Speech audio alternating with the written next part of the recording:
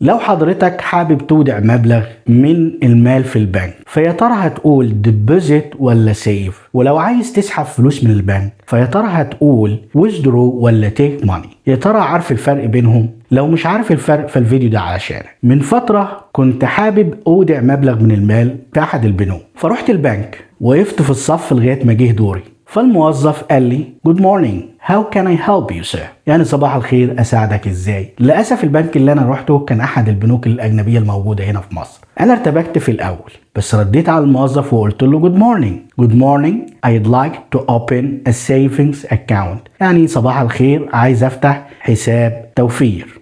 savings account يعني حساب توفير. فالموظف ابتسم وقال لي بكل تأكيد انت معاك البطاقة الشخصية بتاعتك؟ Sure, do you have your ID؟ فطلعت البطاقة وقلت للموظف اتفضل.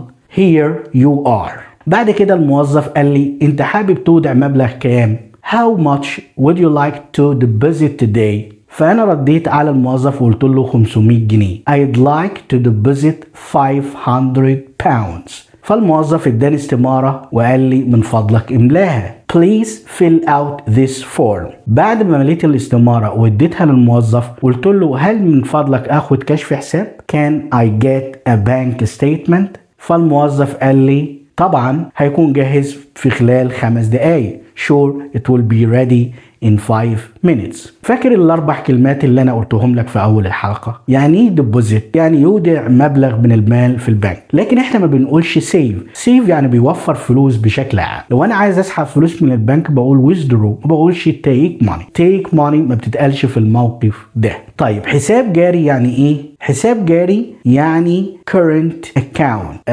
American accent current, British accent current. current account او current account الاتنين واحد. وحساب توفير، عاوز افتح حساب توفير savings account. طيب عاوز احول فلوس transfer. طب القرض بتاع البنك اللي هو ايه؟ لون. بطاقتك الشخصية اللي هي الاي دي. طيب كشف حساب bank statement. كشف حساب bank statement.